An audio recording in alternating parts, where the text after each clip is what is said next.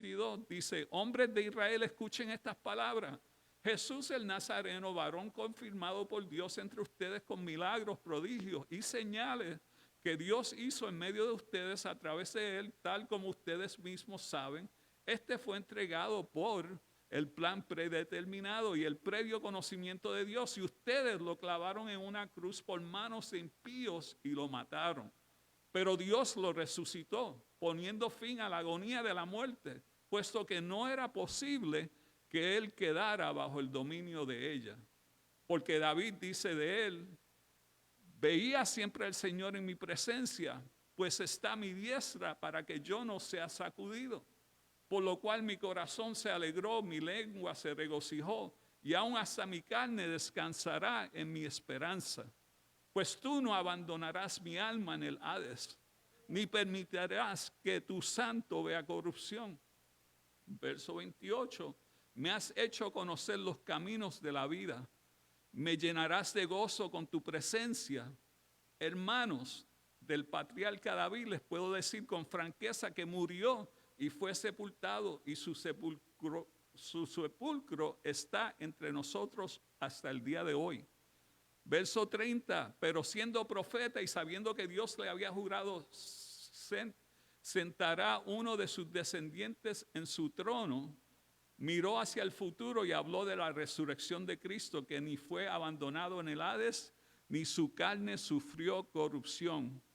Verso 32, a este Jesús resucitó Dios, de lo cual todos nosotros somos testigos.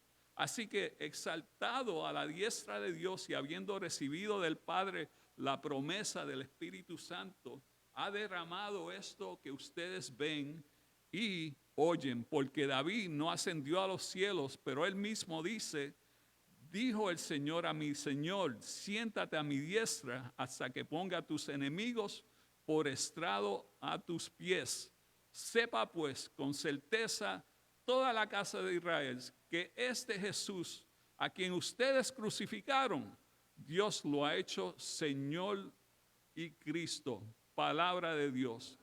Damos gracias, Señor, por tu palabra. Sé propicio, añade sabiduría y danos, Señor, lo que necesitamos oír. En el nombre de Jesús. Pueden tomar asiento, mis hermanos. Pueden tomar asiento. Pues como se han dado de cuenta, seguimos en Hechos número 2, capítulo 2. Esto es un tema que seguimos, es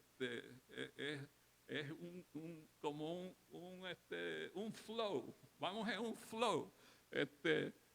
Esto de saltar, pues yo soy más me gusta el ritmo del flow. Y empezamos con el día de Pentecostés y seguimos, porque el día de Pentecostés lo que hicimos fue tocar un poco. El título de este mensaje es: Pedro predica las malas y buenas noticias por primera vez. Las malas y buenas noticias por primera vez. Todos realizamos la importancia de Pentecostés como un acto necesario para el comienzo de la iglesia, que se dio una vez y no se repite, porque ¿cuál sería la necesidad de nosotros venir a la iglesia todos los días y tener que lidiar con eso del Pentecostés todos los días? O sea, sería tremendo, pero nos cansaríamos que todos los días entráramos y sería ese estruendo, esas llamas de fuego y en serio, de verdad que sería tremendo. No sé cuál sería el efecto de que esto pasara cada vez que nos reuniéramos, pero a la misma vez tengo que hacer énfasis en que todo lo que ocurrió después de Pentecostés es necesario para que la iglesia lo repita diariamente. Cada vez que la iglesia se reúna como iglesia, y quizás no cada elemento, pero sí, si miramos el libro de los Hechos como un plano, ¿verdad? Un plano, es decir, un plano que usan los constructores de estructuras, ¿verdad? De construir cosas para la iglesia, lo primordial que nunca debe faltar es la proclamación de la palabra. Y hoy día se ha hablado, hoy día lo hemos mencionado aquí, pero también vemos que también se ve en Hechos, y lo veremos mientras estaremos juntos, es que también está el culto, el servicio, la unidad, el compartir la comida como vamos a hacer en un rato, ¿verdad? Vamos a comer. Y la cena, la Santa Cena que también vamos a tenerla. Los bautismos y el evangelizar. Todos estos elementos se dan en el libro de los Hechos. Hecho en inglés le dicen el blueprint, pero es el plano, ¿verdad? El plano del constructor. Y el constructor es el Espíritu Santo. Le dicen que este es el libro de los Hechos de los Apóstoles, pero realmente debiera ser los Hechos del Espíritu Santo, porque el Espíritu Santo es el que está trabajando. Los apóstoles son los que están moviéndose. Pero este es los hechos de la iglesia, los hechos tuyos y míos, porque nosotros somos los que estamos ahora, hoy día, moviéndonos en el Espíritu Santo, haciendo todas estas cosas. Personalmente yo pienso que toda la iglesia nueva y establecida, debiera tomar el tiempo en hacer un recorrido en este libro de los hechos. Los otros días andábamos con una pareja que venía de Honduras y llevamos a hacer a San Agustín y el esposo era una persona mayor, pero era nuevo en el Evangelio y preguntaba qué yo debiera leer para entender mejor la Biblia. Y mi consejo fue, léete el libro de los Hechos. Lo primero, léete Juan y léete los Hechos. Y después Lucas y los Hechos. Porque los Hechos es el plano, el blueprint, lo que te va a dar la formación. Tú quieres saber lo que es una iglesia, léete los Hechos. Tú quieres eliminar los problemas de la iglesia, léete y aplícate los Hechos. Porque cuando tú no sabes lo que la iglesia está supuesto a hacer, va a tener los problemas de la iglesia. Cuando tú no sabes dejar llevarte por el Espíritu Santo, tú vas a tener los problemas que tiene la iglesia, y eso es lo que vivimos diariamente. Pero aquí estamos viendo que sería saludable tener este libro como el manual de operaciones y ver y comparar varias veces. Sería muy saludable para todas las iglesias. En este primer día de la iglesia, el primer acto que se ejerce es la proclamación de un sermón. Qué curioso, ¿verdad? Escuchen bien, no fue un estudio bíblico, no fue un grupo pequeño, no fue un culto de oración, no fue una campaña de evangelismo, no fue ¿cómo se dice? Un concierto, fue un sermón. Lo primero que se hizo fue un sermón. Un sermón puede tener varios elementos y estructuras, especialmente en la homilética moderna, ya sea exegético, sea temático, narrativo, inductivo, deductivo, clásico, 3 puntos. Por ahí hay muchos. Quizá ustedes no se dan cuenta porque ustedes se sientan a absorber el producto de un sermón, pero cada predicador que viene aquí, yo asumo que debe tener ya una estructura homilética cuando viene a presentar un sermón. Asumo eso, ¿verdad? Pero mucho más, peor sea lo que sea, el formato del sermón tiene que tener palabra de Dios, no psicología, no metafísica, no ciencia, y tiene que exaltar a Cristo como Salvador y traer convicción. En lo mínimo tiene que hacer eso. Tengo que asumir eso también. La predicación y la Biblia están unidas por decreto divino. Decreto divino. La mayoría de las personas necesitan la predicación para comprender la Biblia, y quien predica sin ella deshonra el nombre de Cristo. Que es una pena cuando vemos tantas predicaciones que ni usan la palabra de Dios. Por lo tanto, la predicación es fundamental para la adoración, pues es el instrumento que Dios utiliza para hablar directamente a los hombres, a nosotros. Es el instrumento que Dios usa para hablarnos a nosotros. Si hay un punto central que quisiera dejar con todos en este día, es que la palabra de Dios es y debe ser nuestro momento colectivo en la vivencia cúltica de mayor gozo y adoración. Y me repito, nuestro tiempo de ir a la palabra, el logos de Dios, debe ser nuestro momento colectivo en la vivencia cúltica de mayor gozo y adoración. Es una pena cuando tenemos que rendir cierto tiempo a la adoración musical, que yo me gozo.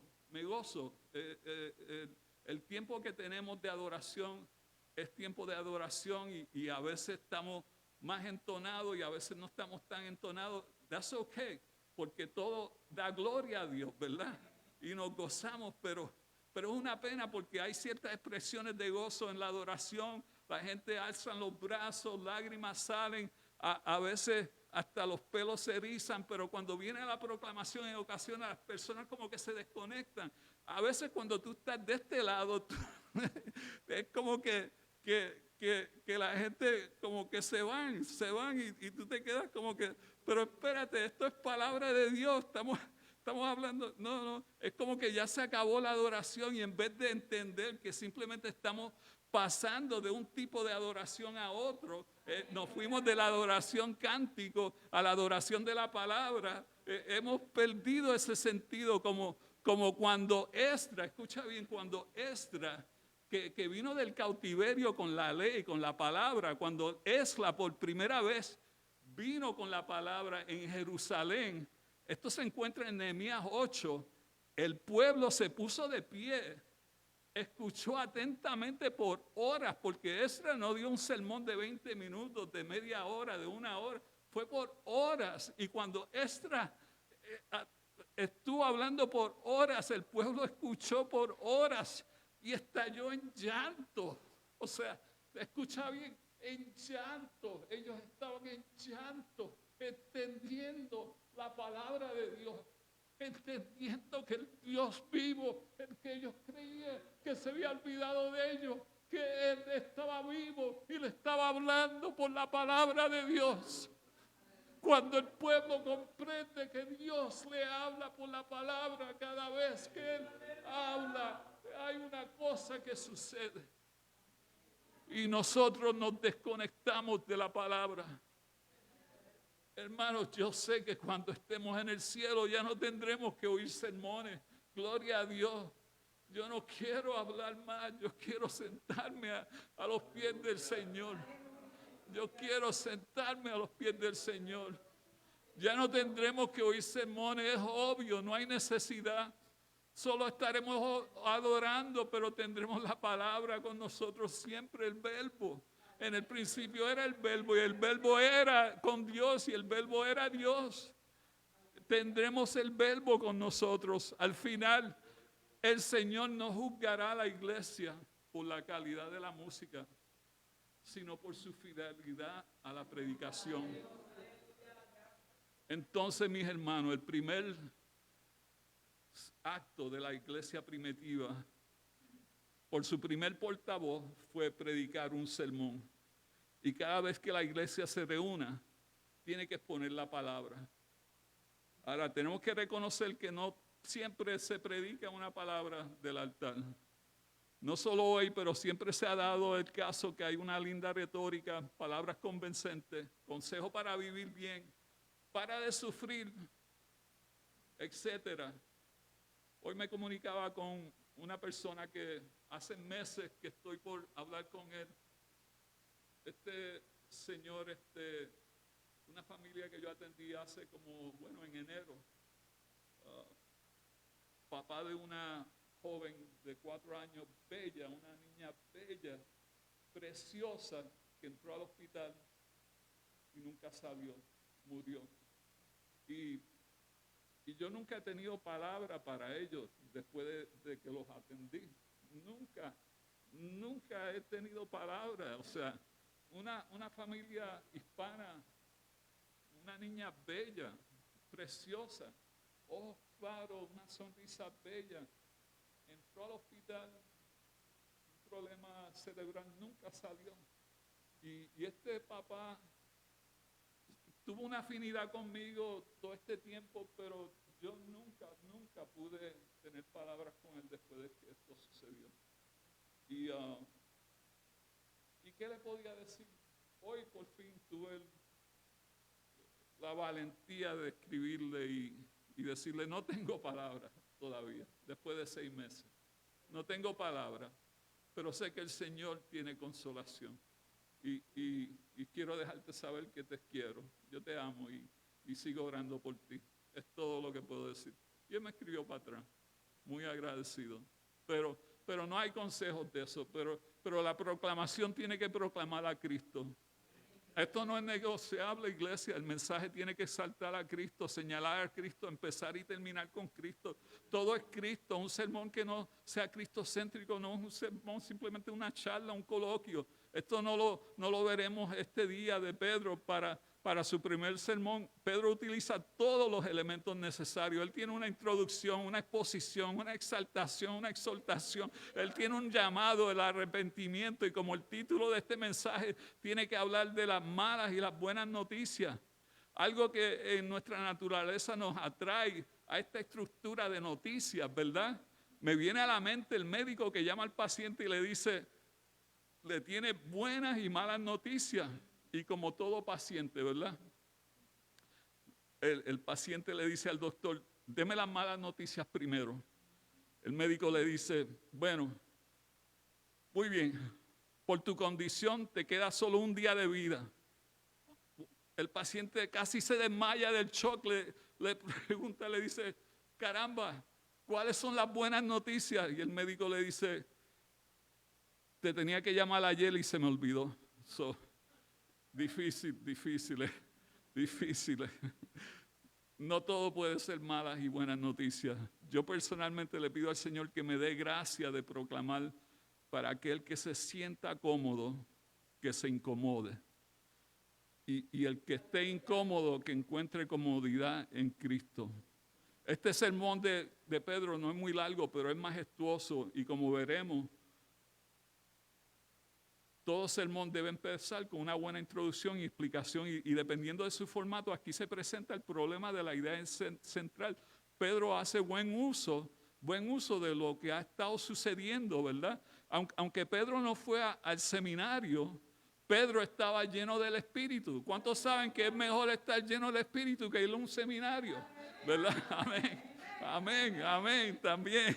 Ahora, ¿cuántos saben que es mejor ir al seminario y estar lleno del Espíritu? Amén. Gloria a Dios, ayúdame. Pero tener los dos sería mejor. Pero aquí Pedro empezó haciendo su explicación y plantó la idea central usando la profecía de Joel. Si miran en su escritura, no la leímos como parte del mensaje, ¿verdad?, de la escritura, pero antes de eso es la profecía de Joel. Y él usó esa ilustración. Y hermano, definitivamente yo traigo mucha información y la tiro ahí rápido. A veces quizás debe usar un papelito, un lápiz, hacer notas, pero antes de esta lectura que leímos del 22, hay la parte de la profecía de Joel que nuestra hermana Mildred leyó todo eso la otra vez que estuvimos aquí. Damos gracias a Mildred porque de verdad que nos ayudó mucho en la lectura aquel día. Pero él usó esta ilustración que entró en lo cultural y los eventos actuales, porque las ilustraciones son buenas. Cuando tú vas a traer un sermón y tú haces una ilustración que la gente, ¿verdad?, lo capta, lo entiende, pues todo el mundo se queda, ¿verdad?, como que conectado. La idea central aquí es que les comparte a estos judíos que ellos acaban de ver un acto profético, ¿verdad?, que fue que se llenaron del Espíritu Santo.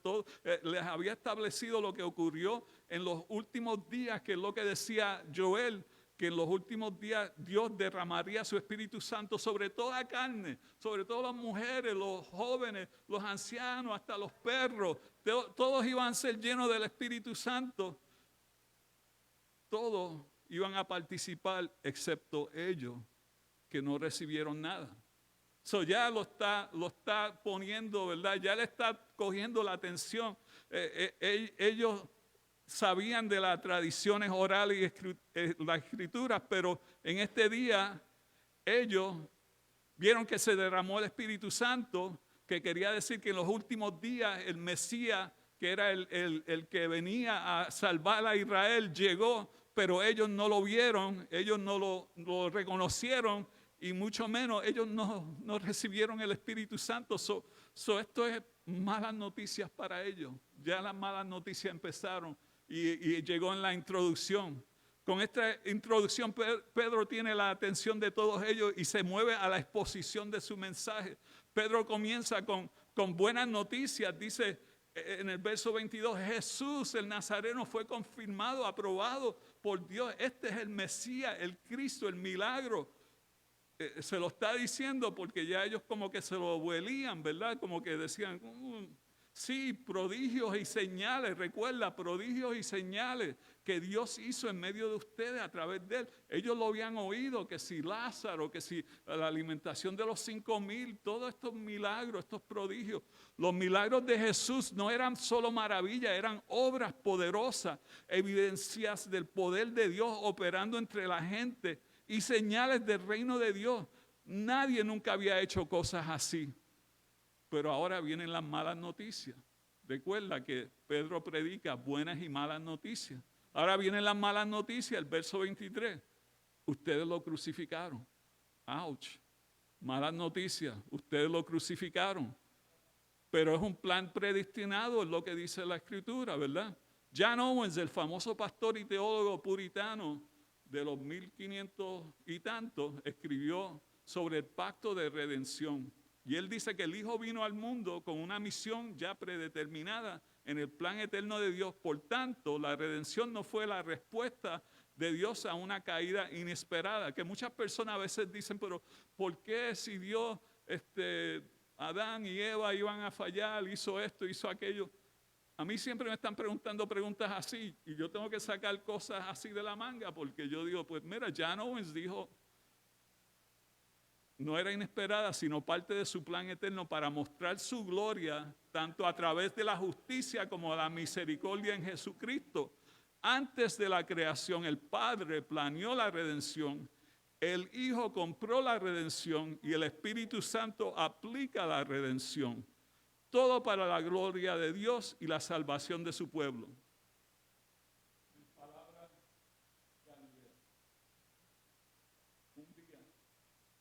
Del principio del mundo, antes de que existiera todo, porque Dios es eterno. Todos sabemos Dios es eterno. No tiene principio ni fin.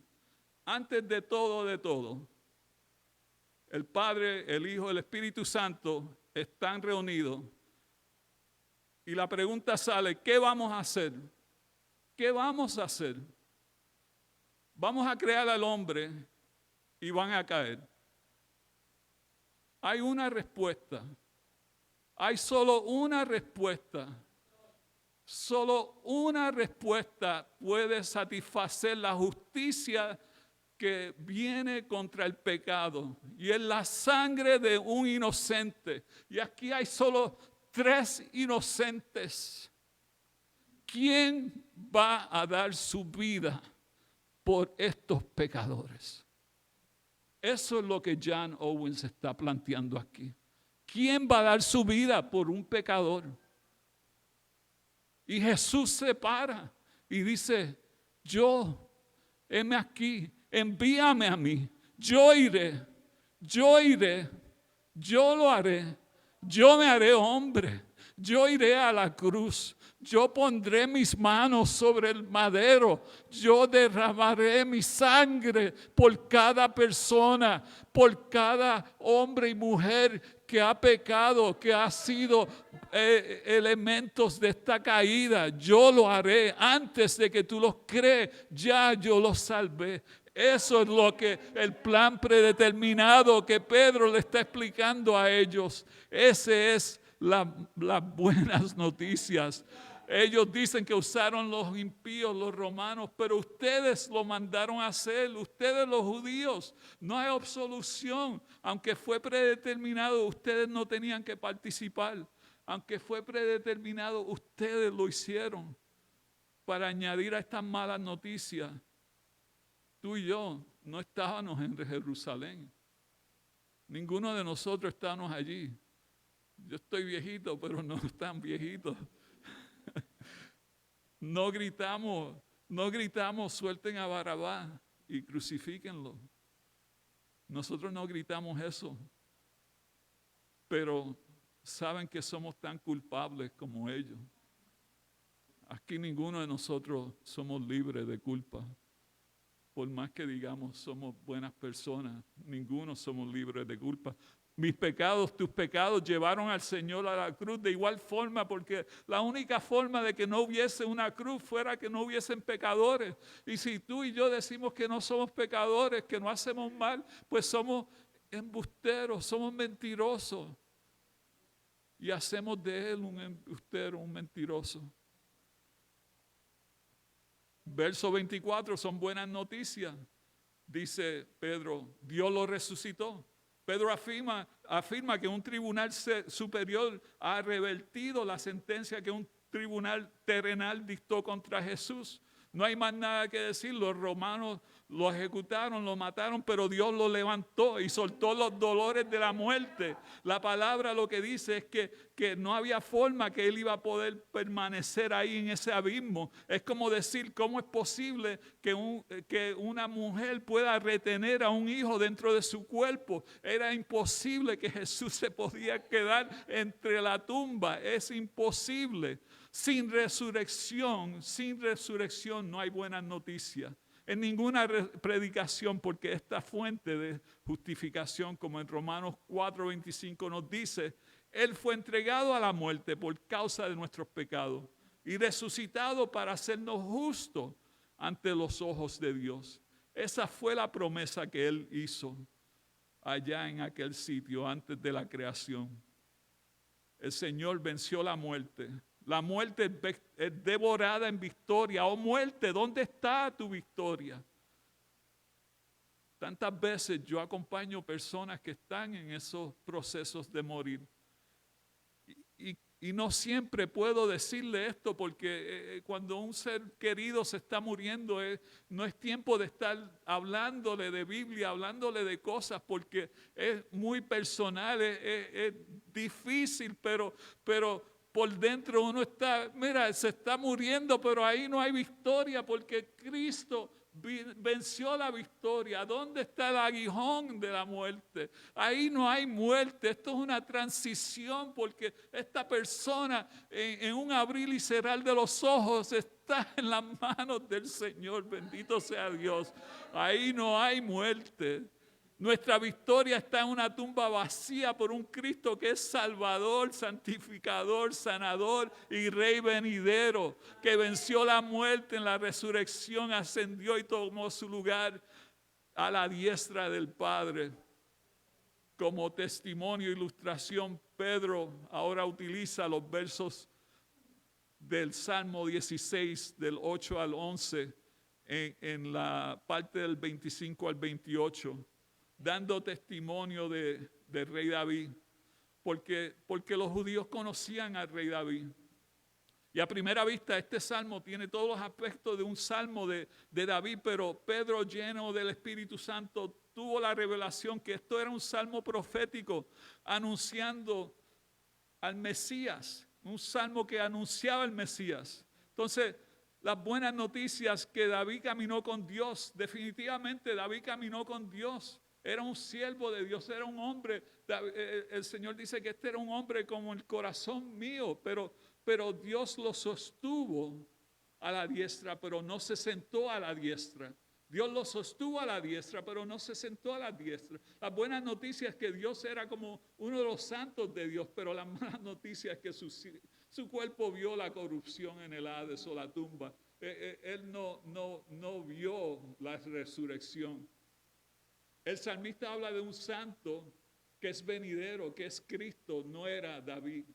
En los versos del 29 al 30, la profecía que hace el Salmo 16 no pudo haber tenido su cumplimiento perfecto y definitivo en David, porque David durmió con sus padres y fue sepultado en la ciudad. Si hubieran abierto la tumba, lo único que hubiesen encontrado eran los huesos secos. Pero Dios le había prometido: y cuando tus días sean cumplidos y duermas con tus padres, yo levantaré después de ti uno de tu linaje, el cual saldrá de tus extrañas y afirmará tu reino. Él edificará una casa para mi nombre, yo afirmaré para siempre el trono de su reino. Juró Jehová a David y no retractará de ello, tu descendencia pondré sobre tu trono. Todos los judíos sabían que el descendiente era el prometido, el Mesías. Y Pedro los invitaba a que llegaran a la conclusión de que el santo, cuyo cuerpo no vería corrupción, era el Mesías. Pedro lo estaba llevando a ese lugar. El verso 31 y el 32 son buenas noticias de nuevo, la resurrección. David tuvo el conocimiento profético de su santo descendiente, iba a resucitar de los muertos. Él sigue con estas buenas noticias. Él no se queda con las malas noticias. A este Jesús resucitó Dios. Dios lo resucitó. Este es el mensaje central apostólico que predicaron en todo el mundo, el mismo mensaje que registraron en las páginas del Nuevo Testamento. Hoy día hay un promedio de 10,000 religiones a través de todo el mundo, de 6,000 a 10,000 religiones. Pero solo el cristianismo tiene un Señor que ha resucitado. Ninguna de las otras religiones tiene eso. Nosotros somos los únicos. Entonces Pedro le repite este tema varias veces y como ya hemos visto, sin resurrección no hay buenas noticias. Entonces cerrando, Pedro empieza con su cierre con una exaltación en los versos 33 al 35. El Rey ha ascendido. Jesús no solo ha resucitado, sino también ha sido exaltado a la derecha de Dios, habiendo recibido y ahora derramando el Espíritu Santo. O sea, Jesús está organizando, está dirigiendo el Espíritu Santo desde el trono de Dios. El Salmo 110 afirma su autoridad real como el sacerdote. El Señor llama a David, mi Señor, que reinará hasta que todos los enemigos sean derrotados. Hello. Todos los enemigos del Señor estaban allí presentes escuchando este sermón. Dios ha hecho este mismo Jesús que fue crucificado, tanto Señor como Cristo, el Rey exaltado de todo. Las buenas noticias para ti y para mí es que Jesús lo cumplió todo tal y como tenía que hacerlo. Tomó su lugar después de la resurrección para regresar por su iglesia. Envió al Consolador, el Espíritu Santo, para empoderar a su iglesia. Al llegar al tono de la gracia, él no se quedó parado. Escúchame, el Señor se sentó porque todo estaba hecho. El sumo sacerdote entraba al lugar del Santísimo y se quedaba parado porque tenía que seguir tirando cosas y moviendo los inciensos y haciendo todo esto. Jesús llegó allá al sumo templo del cielo y se sentó porque todo estaba hecho desde la cruz. Él dijo, todo está cumplido, todo está cumplido, todo está hecho. Él llegó cuando ascendió y tomó su lugar y se sentó porque no había más nada que hacer hasta que el Padre le dijo, mijo, es tiempo de ir y buscar la iglesia, pero todavía no es tiempo y todo queda bajo sus pies. Tal como empezó su sermón, lo termina con las mismas malas noticias en el verso 33. Por lo tanto, que todos en Israel sepan sin ninguna duda que este Jesús a quien ustedes crucificaron, Dios lo ha hecho Señor como Mesías. Y como todo buen sermón, trajo convicción porque ellos entendieron sin tener que decirle. Las palabras de Pedro traspasaron el corazón de ellos, quienes le dijeron a él y a los demás apóstoles, hermanos, ¿qué debemos hacer? Todo sermón debe traer convicción. Yo sé que quizás aquí había mucha información que hemos traído hoy. Yo sé que esto quizás mucha lección. Pero en algún momento hoy, porque esta no era mi palabra, esta era la palabra del Señor, es la palabra del Señor. A cada persona tuvo que haber una palabra que trajo convicción, porque todo sermón tiene que traer convicción. Pedro fue guiado por el Espíritu Santo a traer este sermón a estas personas que estaban en Jerusalén, porque Dios tenía un plan con ellos. Y hubo convicción. Por eso ellos dicen, hermanos, ¿qué debemos hacer? Porque le tocó la fibra de su corazón. Pedro les contestó, les dijo, cada uno debe de arrepentirse de sus pecados y volver a Dios y ser bautizados en el nombre de Jesucristo para el perdón de sus pecados, entonces recibirán el regalo del Espíritu Santo. Muchas veces yo no hago llamados porque no los hago. No razones religiosas. Yo entiendo que si hay un llamado, tiene que haber arrepentimiento. Un llamado sin arrepentimiento no es un llamado. Claro, un llamado de reconciliación. Podemos hacer un llamado para la oración, obviamente. Un llamado por los enfermos. Todas esas cosas. Pero cuando tenemos un culto y hay un llamado por la palabra y por convicción, tiene que ser un llamado por arrepentimiento. Y si hay alguien que ha sido convicto, ¿verdad? Si hay una convicción en una persona porque están viviendo una vida de pecado, ellos lo saben. Y el Espíritu mismo, si lo está tocando, los va a parar y ellos mismos van a venir. Y yo he tenido esa experiencia. Personas vienen por su cuenta. Cada uno de ustedes deben arrepentirse. Y no confundirnos con esto del bautismo. Esto sería otra clase, otro día del bautismo y del pecado. Está hablando de arrepentirse del pecado. Los que creyeron fueron bautizados y sumaban más de 3,000 personas. Más de 3,000 personas en un día. Eso fue un avivamiento, un día. No el primer avivamiento. El avivamiento más grande pasó en Nínive. Una ciudad entera se convirtió por un profeta que no quería ni estar ahí. Cuando Dios quiere hacer un avivamiento, lo hace. No necesita ninguno de nosotros. Pero Él lo hace. La exhortación del sermón de Pedro es que todo aquel que invoca el nombre del Señor será salvo. Y eso lo veremos a través de todo el libro de Juan. Nuestro mensaje, el mensaje de la iglesia de Cristo para este mundo en los últimos días, porque estamos en los últimos días, es que la salvación está disponible para todos a través de Jesucristo. Y a los que invocan su nombre y se arrepientan, y estos serán salvos. Dios los bendiga, mi hermano. Nos preparamos para la cena.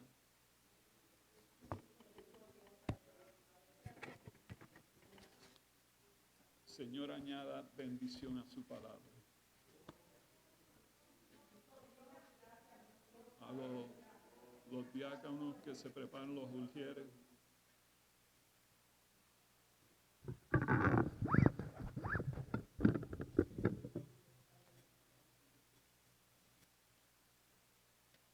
Yo entiendo que la cena, en hablando con los de la denominación, es abierta para todos.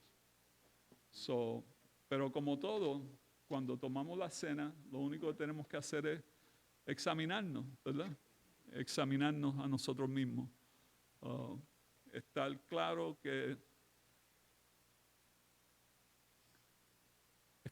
estamos claros.